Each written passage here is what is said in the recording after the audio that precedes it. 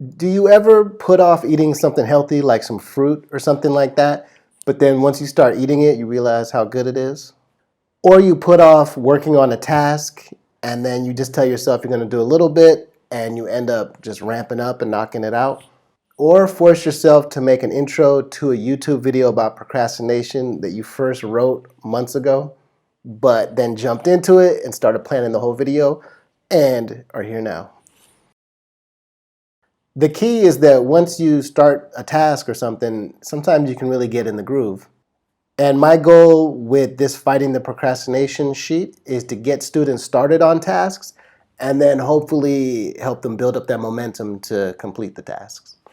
I first started using this sheet back when I worked at an international school in the Dominican Republic, and there's a math teacher named Mr. Albert, and we would chat about different things from time to time, and then one day he just showed me this system that he uses for himself to get started on tasks and complete tasks.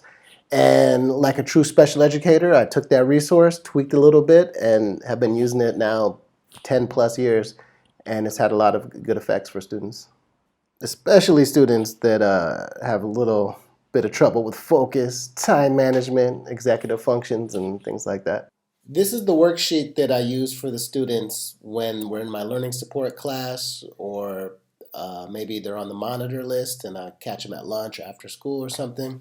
There is a link in the description below if you want to get a little copy of this. But basically, it just goes over all the steps that the students should do, has some notes at the bottom, and then has some kind of blank templates. So basically what I start off with is right here in the example, and this here is what I started using over 10 years ago. This is Mr. Vic. He was a world history teacher, and the kids, he was very structured, very on it, so I had to use him as an example. And then you got a couple other things, got a break, organized binder, stuff like that. So what we talk about is that first the students, they need to look at what they have to do for the day and figure out how much time it's going to take. So we might look at something like this and say, okay, Vic's worksheet, that's going to take me 15 minutes. I'm going to finish the old math homework. I just got to check it real quick. Break, 10 minutes, I'm going to chill, etc. And the whole thing about this, though, is the students have to do that activity for the whole time.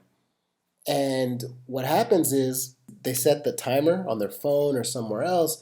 And then, for example, this first one, after 15 minutes is up, then they stop what they're doing, and then they can check off that they're done. They can cross it out. And then they go on to the next thing. So they're like, hey, just 5 minutes. I'm going to set my timer again. I'm going to finish old math homework. Just 5 minutes to make sure you're checking your answers or whatever. Boom. Timer hits. Cut that off. Cross it off. And then boom, you're like, oh, I got a break. Cool. 10 minutes. Set your timer. You're not going more than 10 minutes. You want to make a sandwich. You want to answer some of those vibrations on your cell phone. Now's the time. Not before, not after. So that's how we set this up. The key is that you want to help the students build the capacity to kind of set their tasks and just knock them out, get the satisfaction of crossing them out and keeping track with the timer. But then also you really want to help the students build reasonable expectations of what they can do. Some students, they might say, oh, I'm going to study for an hour, but they don't realize that a lot of that hour is going to be them going, checking their phone. Their phone's vibrating every 2 seconds. They go to the bathroom. They go watch a YouTube video.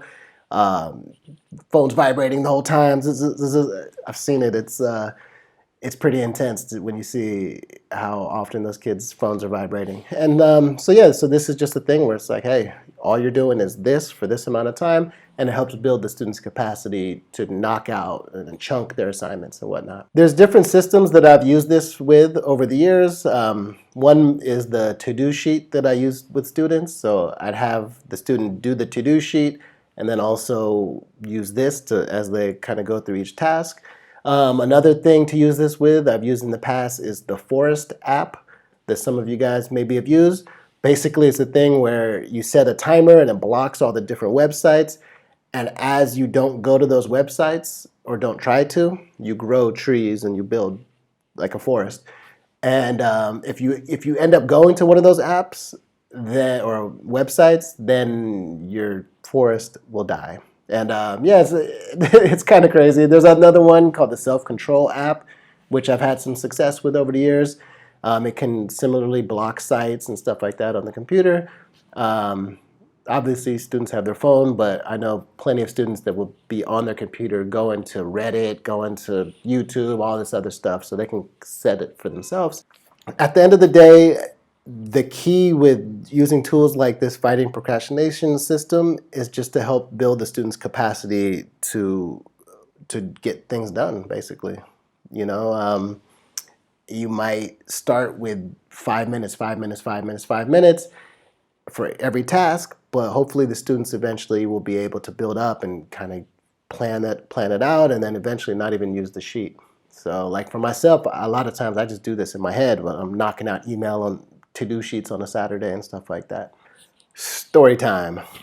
So an example of how I've used this is I had a student in the past that had a lot of trouble with computer use in the classroom. All his classes, he was always on the computer playing games, and he had all these extensions on Chrome and all these different websites. Sometimes he would just stare at his screensaver. He put a bunch of memes, like 500 memes on his screensaver, and they would just go slowly across, and he would just stare at them and kind of laugh. Actually, I should mention that he did remind me of myself back in the day.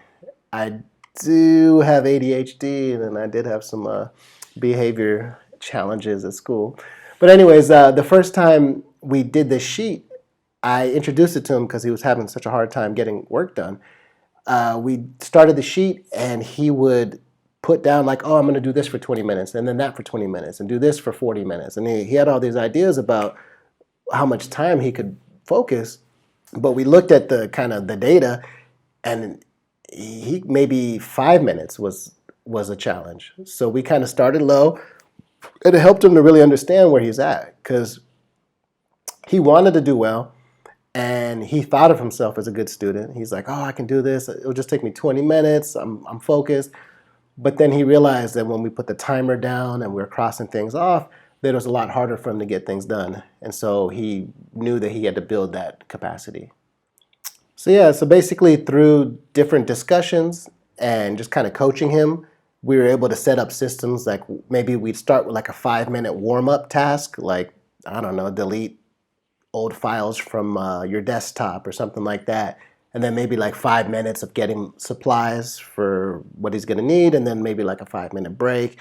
And we like slowly built it up to a point where we could get bigger things and have bigger chunks of time where he's getting things done. So yeah, at first he put down 20-20-20, and then we kind of were able to switch things up a little bit. It goes back to when you're having a parent meeting and the parent says, oh, my son is always doing their homework, or he was working for 2 hours last night in his room, or the student's like, oh, I studied for 3 hours. And you just always wonder how efficient was the time spent studying. And the key with this whole system is to help students figure that out, because there are so many distractions out there, and it's insane how much their phones are vibrating and how many things are flashing and how much stuff is interesting. I mean, I can go down some Reddit rabbit holes and YouTube rabbit holes really easy, and I'm kind of on like a kind of detox, or I've kind of tried to get away from a lot of the social media and stuff like that, and even myself actively trying not to use all these things, I still catch myself in it. So I know there's a lot of temptations out there. I guess the goal is eventually to get the students to a point where they can do this on a scrap piece of paper when they sit down to get work done, or they can do it in their head, or they can use the Pomodoro technique, or they can eat the frog like a lot of people talk about.